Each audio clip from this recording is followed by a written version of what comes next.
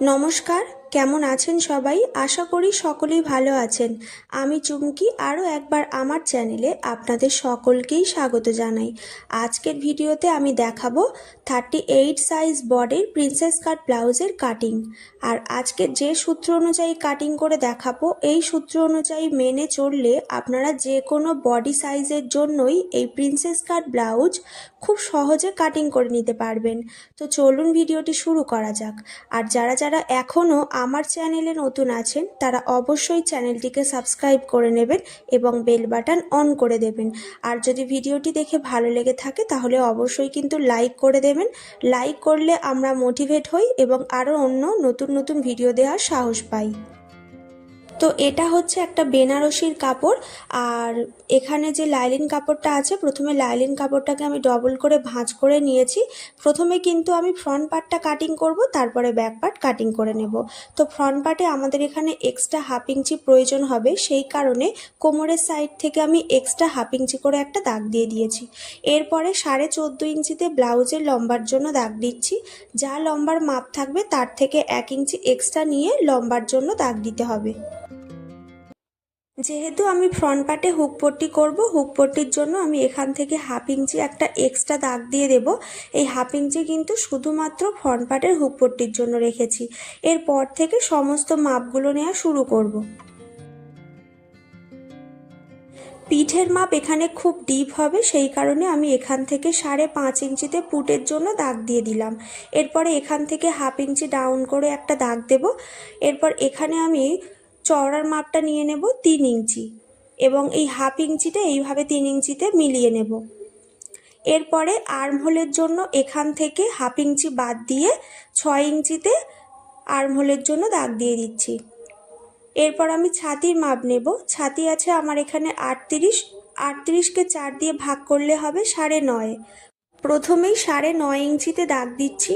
এরপর এখান থেকে 1.5 ইঞ্চি অথবা 2 ইঞ্চি এক্সট্রা মার্জিন নিতে হবে। তো আমি এখান থেকে 2 ইঞ্চি রাখছি।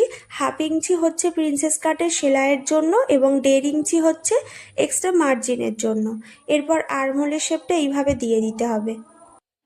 এরপর কোমরের 4 ভাগ নিয়ে নিচ্ছি। কোমরের মাপ আছে 32 ইঞ্চি, 32-এর 4 ভাগ হচ্ছে 8।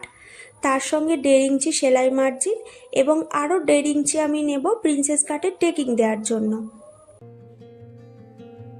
গলার লম্বার মাপ নিয়ে নিচ্ছি আমি এখানে 7.25 ইঞ্চি, 7 ইঞ্চি থেকে 2 পয়েন্ট কম। আপনারা চাইলে হাফ ইঞ্চি কম বেশি নিতে পারেন। চওড়ার মাপ এখানে রেখেছি 2.5 ইঞ্চি। এরপর ওপর থেকে এইভাবে দাগটা মিলিয়ে দেব এবং গলার কাছে এখান থেকে আমি রাউন্ড শেপ দিয়ে ডিজাইন করে নেব। শোল্ডার থেকে 10 ইঞ্চিতে পয়েন্টের জন্য দাগ দিচ্ছি। আমার এখানে পয়েন্টের মাপ আছে 9.5, তার সঙ্গে হাফ ইঞ্চি এক্সট্রা নিয়েছি। এরপর এখান থেকে খাপের জন্য আমি 4 ইঞ্চিতে দাগ দিয়ে দিচ্ছি। কোমরের সাইডেও 4 ইঞ্চিতেই দাগ দেব। দিয়ে এই দুটো দাগ প্রথমে এইভাবে মিলিয়ে নেব। এরপর আর্মহোল থেকে এইভাবে 5.5 ইঞ্চিতে একটা দাগ দিয়ে পয়েন্ট থেকে এই দাগটা রাউন্ড শেপ দিয়ে এইভাবে মিলিয়ে নিতে হবে। এরপরে কোমরের কাছে যে আমি 1.5 ইঞ্চি টেকিংয়ের জন্য এক্সট্রা নিয়েছিলাম, সেই 1.5 ইঞ্চি দাগটা এখান থেকে আমি এইভাবে দিয়ে দিচ্ছি। এরপর পয়েন্ট থেকে এই দাগটা এইভাবে মিলিয়ে দেব। এখানে যে 1.5 ইঞ্চি আমি টেকিং দিয়েছি, এই কাপড়টা কিন্তু এখান থেকে কেটে বাদ দিয়ে দিতে হবে।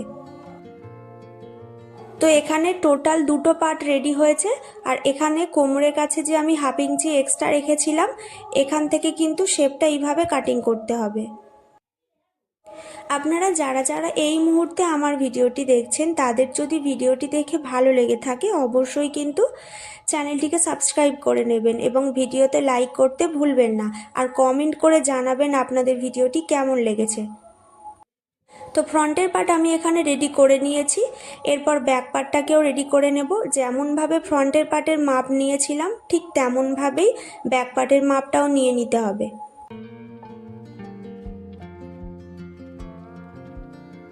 ফ্রন্ট পার্টে যে আমি হাফ ইঞ্চি কোমরের সাইডে এক্সট্রা নিয়েছিলাম, ব্যাক পার্টে সেই হাফ ইঞ্চি আমাদের প্রয়োজন পড়বে না।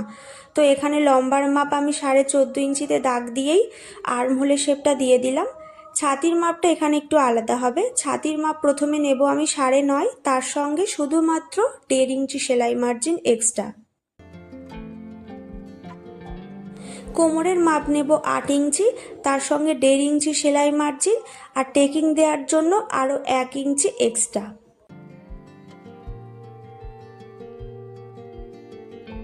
পিঠের ডিজাইনের জন্য শোল্ডার থেকে আমি এখানে 9.5 ইঞ্চিতে দাগ দিলাম। এখান থেকে চওড়ার মাপ নিচ্ছি 3 ইঞ্চি। এরপর ওপর থেকে এই দুটো দাগ প্রথমে এইভাবে মিলিয়ে নেব আর পিঠের ডিজাইনটা এইভাবে দাগ দিয়ে দেব। আপনারা চাইলে কিন্তু নিজেদের ইচ্ছা মতো ডিজাইন কাটিং করে নিতে পারেন। হাতার পাট কাটিং করার জন্য কাপড়টাকে এইভাবে ডবল করে ভাঁজ করে নিতে হবে। অবশ্যই কিন্তু ভাঁজ লাইনটা নিজের দিকে রেখে কাটিং করতে হবে। তো আমার এখানে হাতা লম্বার মাপ আছে 10 ইঞ্চি, তার সঙ্গে 1 ইঞ্চি এক্সট্রা নিয়েছি। এরপর এখান থেকে 3 ইঞ্চিতে এখানে একটা দাগ দেব। এই যে 3 ইঞ্চিতে দাগ দিলাম, এখান থেকে আমি নেব ছাতির 6 ভাগ, তার সঙ্গে 1 ইঞ্চি এক্সট্রা এবং তার সঙ্গে আরও 1.5 ইঞ্চি সেলাই মার্জিন। মুহুরি যা থাকবে তার হাফ। মুহুরি আছে আমার এখানে 10, তার হাফ হচ্ছে 5, তার সঙ্গে 1.5 ইঞ্চি সেলাই মার্জিন। এরপর এইভাবে আর্মহোলের শেপটা দিয়ে দিলাম।